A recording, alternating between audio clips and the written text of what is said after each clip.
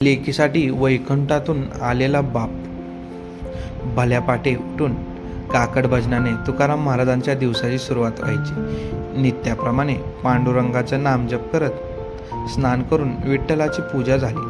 तुळशीला वंदन करून महाराज घरात बाहेर पडत होते. तेवढ्यात जिजाबाईने जोरात हाक दिली, काही काळजी आहे का संसाराची, पोरींची? तुम्हाला फक्त विठ्ठल विठ्ठल करायला पाहिजे. महाराज शांतपणे म्हणाले, आवले, योग्य वेळ आल्यावर सर्व काही व्यवस्थित होतं. योग्य वेळ येऊन द्यावी लागते. परंतु जिजाबाईंची नेहमीची कटकट. महाराज एक दिवशी जवळच्या येलवडी गावात तेथे मुलगा पाहण्यासाठी गेले. तुकाराम महाराज आपल्या घरी आलेले पाहून त्यांना खूप आनंद झाला आणि महाराजांची मुलगी भागीरथी आपल्या घरी द्यायची हे जेव्हा त्यांना समजलं तेव्हा त्यांचं जीवन परिपूर्ण झालं असं त्यांना वाटलं.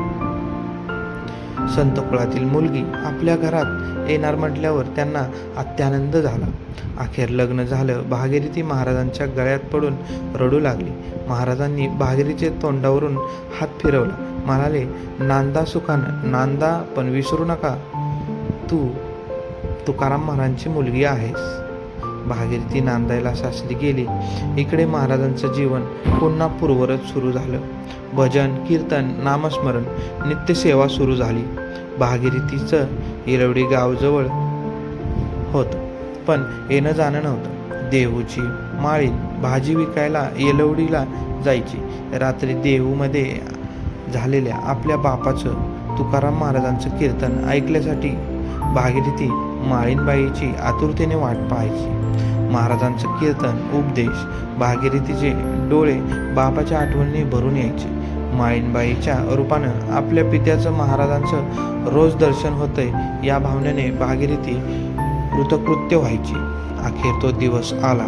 महाराज तुकाराम महाराजांचा वैकुंठ गमनाचा फाल्गुन वैद्य द्वितीय सोमवारचा दिवस. प्रथम प्रहर प्राप्तकाळ बीजेच्या दिवशी शेवटचं कीर्तन केलं. गावातील सर्व लोकांचा निरोप घेतला. भागीरथीला सांगावं, पण तिला माझं वैकुंठाला जाणं सहन होणार नाही, म्हणून संत तुकाराम महाराजांनी वैकुंठ गमन केलं. देहूगावचं रत्न गेलं. देहूगाव शोकसागरात बुडून गेला. निश्चल बसलेले, कुणाचं कशात लक्ष लागत नव्हतं. पण शेवटी पोटा पाण्यासाठी काहीतरी करावं लागतं, तसे सर्वजण करू लागले. ती माळीनबाई येलवडी गावाला भाजी विकण्यासाठी निघाली आणि जड पावलाने भागीरथीच्या दारात पोचली. बरेच दिवस माळीनबाई आली नाही. तिनं विचारलं, माळीनबाई, तुझा चेहरा का उतरला बरं? भागीरथीने माळीनबाईला विचारला प्रश्न. जड अंतकरणाने माळीनबाई म्हणाली, भागीरथी, तुझे बाबा, माझे गुरु, जगद्गुरु संत तुकाराम महाराज बीजेच्या दिवशी संदेह वैकुंठाला गेले. आपले बाबा वैकुंठाला गेले हे ऐकून भागीरथी धाय मोकलून रडू लागली. परंतु बाबा मला न सांगता वैकुंठाला जाणार नाहीत या विचारानं भागीरथीनं तुकाराम नामजप सुरू केला आणि आपल्या कन्येचा आवाज ऐकून तुकाराम महाराज वैकुंठात सावध झाले. नारायणाची परवानगी घेऊन भूतलावरचं कार्य पूर्ण करण्यासाठी महाराज भागीरथीच्या घरी आले. भागीरथी असा आवाज दिला.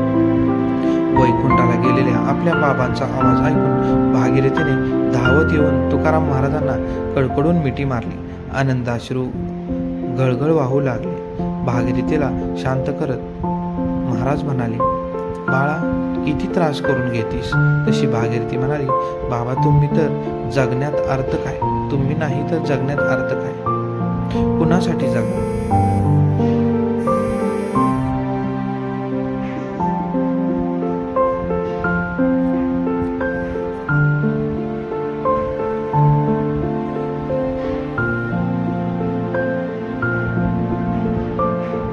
तुकाराम महाराजांनी भागीरथीच्या तोंडावरून हात फिरवला.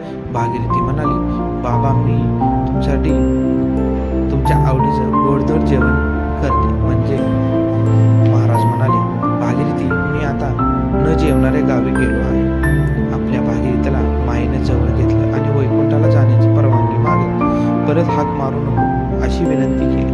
तशी भागीरथी म्हणाली, बाबा तुम्ही गेलाय असं वाटून देऊ नका, मग मी हाक मारणार नाही.